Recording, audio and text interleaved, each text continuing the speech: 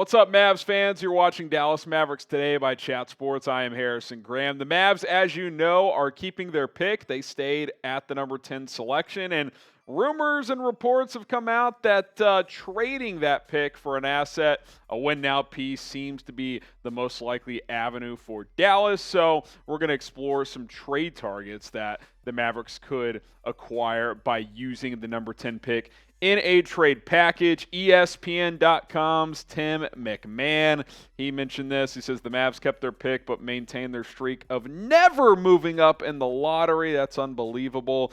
He says that pick will likely be dangled in trade discussions, which probably makes sense. Like, a part of me wishes they would just draft a young player, but you know, the Luka clock is ticking, right? Like, you got to start winning now if you want him to stay long term. So I understand that. I would still be open to drafting a young player. We'll talk about some young players they could draft as we get closer to the draft as well. But today we're going to focus on drafting because they're on trading because the Mavs are in win now mode. Jason Kidd needs an instant contributor. That's another part of this. He could be on the hot seat.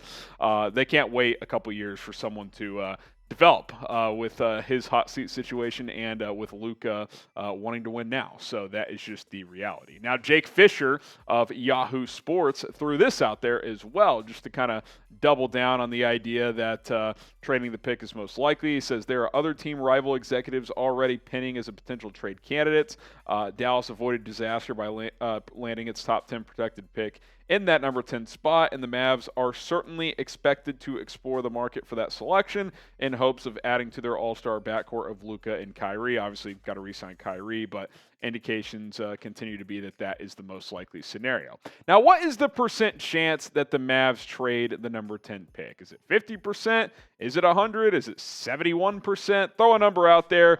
0 to 100% chance that the Mavs trade the number 10 pick. This will be the pinned comment on today's video. So if you get hit with that ad break, go ahead and let us know. I think I'd give it 65%. I think, you know, you need a win now piece. You can't force it. Like, trading it just to trade it doesn't make sense, but I'd say it's more likely than not that they will trade the pick and add a win now piece. Okay, well, let's look at some players they could trade it for. DeAndre Ayton, which will probably, you know, cause some debate in the comments, of course. The former number 1 overall pick in the same draft with Luka Doncic.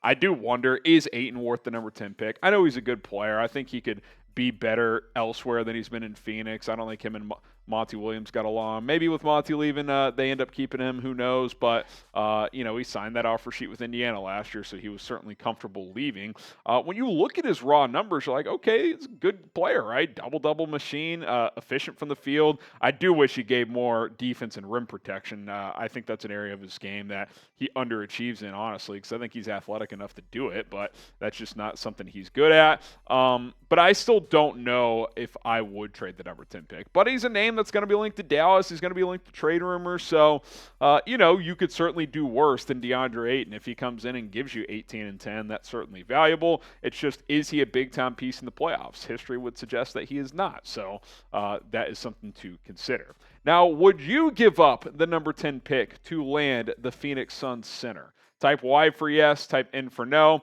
I'm hesitant, but if it's number 10 and, like, I don't know, Tim Hardaway and Bertans or something like that, two guys that don't help you a ton right now anyway, I guess I could get behind it. Y for yes and for no. Let me know what you guys think. Next up is DeMar DeRozan, the Chicago Bulls, a team that could look to shake things up. Between him and Zach LaVine, they could end up just picking one and trading the other. And LaVine's younger, has more years left on his deal, so that could be the more likely scenario. Debo, one of the best mid-range players in the game, old school cat, doesn't shoot a lot of threes, but boy, is he efficient, 24.5 points. He's gotten better as a passer throughout his career, too, over 5 assists per game, rebounds fairly well, 50% from the floor. Again, doesn't shoot much threes, but that's not his game. Word is that the Chicago Bulls could blow it up. And I'd be interested in DeRozan. He's got 1 year left on his deal. He's a little bit older. He's in his 30s now. But I think the idea of getting him with Luka and Kyrie is intriguing. Now, defensively, I don't love it because none of those three players are plus defenders. But I like the idea of staggering DeRozan with your second unit and just putting shooters around him and just let him go to work. Like, be an ISO guy, kick it out when you get double teamed. I think that's an intriguing idea for this team offensively because, again, he's one of the best pure ISO scorers in the NBA. We'll get to our next trade target with the number 10 pick here in just a moment, but shout out to BetUS for sponsoring today's show, the best sportsbook partner out there, one of our partners here at Chat Sports. And the conference finals get going here. Game one last night with the West, game one in the East tonight. If you want to go bet on any of these games, do prop bets within the games. BetUS is the place to do it, chatsports.com/MFFL, promo code MFFL. The over in the West might be the play. A lot of people thought that would be lower scoring, but that was high scoring, so maybe take the over in game two. Chatsports.com/MFFL. Promo code MFFL gets you 125% deposit. Put down $100. They'll give you 125 for free. How about Paul George? And again, when I say with the number 10 pick, I don't mean just straight up. Like, obviously, you're going to have to trade pieces to line up salaries and stuff like that. But I'm talking about players to acquire featuring this pick. Now, Paul George is an interesting case because I think out of all five players we'll talk about here, you could make a strong argument that he's the best fit and the best player with Luka. He's an excellent defender. He can score at all three levels. When healthy, I still think he's a top 20-ish player in this league. The problem is he's been hurt a lot recently. Like, missed a lot of games this year.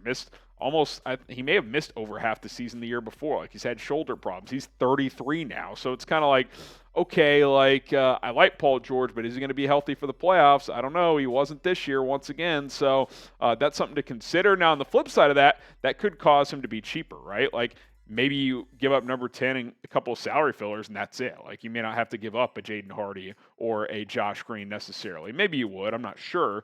But with his age increase and injuries piling up a bit, I'm not going to say it's pennies on the dollar, but maybe it's 80 cents on the dollar compared to what it would have been a couple of years ago. Now, do you want Paul George in Dallas? I would certainly take him. I would take the chance here because when healthy, I think he's a perfect fit. Big physical perimeter defender next to Luka and a guy that can give you 25 points as well. Type 1 for yes, type 2 for no. Give your votes down in the comments. Next up is OG Anunoby, kind of just a poor man's slightly smaller and younger Paul George. Good defensive player. Not quite as lethal offensively, but he's efficient. I mean, he shot 39% from three last year, almost 17 points per game. Pretty good rebounder for his size. I think like 47% from the field as well. So he's an efficient scorer, has gotten better as a creator for himself. And, he's been a player rumored to get traded over the last couple of years, and Toronto could be shaking things up as well. They obviously fired Nick Nurse, with him and Siakam, and, Van Vliet's a free agent. Their roster could look different, so maybe they would be willing to move Anunoby and add another young player with that number 10 pick. So he could be a name to monitor, maybe a more realistic option in terms of the caliber of player that you could bring in with this selection. And then you've got Jordan Poole with the Golden State Warriors. What does Golden State do? Do they retool? Do they move Poole? Or do they move one of Clay and Draymond, decide to let one of those vets go? I think, their roster won't look exactly the same this upcoming year. You've got this note from C.J. Holmes as well that apparently Steph Curry is building a relationship with Scoot Henderson on and off the court.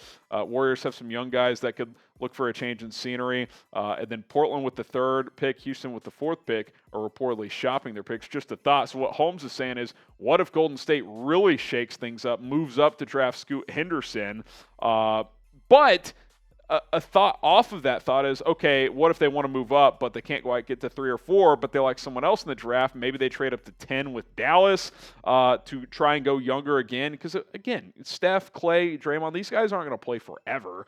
You need young guys. So maybe they would move up to 10, move off of Poole's contract that they gave him because he's due over $30 million per year over the next 3 seasons and kind of reset at that position. That could be an option as well. So just a thought, maybe it's a bit of a reach compared to these other guys, but at the same time, I don't think Poole had a great year, so I think Golden State would be open to the idea of moving him. Here's our trade idea, and Jonathan Kuminga recently said if he's not a regular rotation player, he wants to get traded as well, so we'll take him in a throw-in as well. Tim Hardaway, Reggie Bullock, JaVale McGee, and the number 10 pick.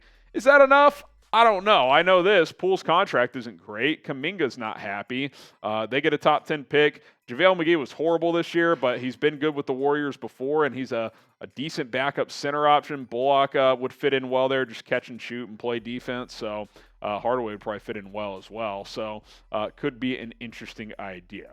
All right, that's it. 5 players the Mavs could trade for featuring the number 10 pick. Name a player that you guys want Dallas to trade for down in the comments below. I'll be reading those comments, and we'll see you guys soon here at Mavericks Today.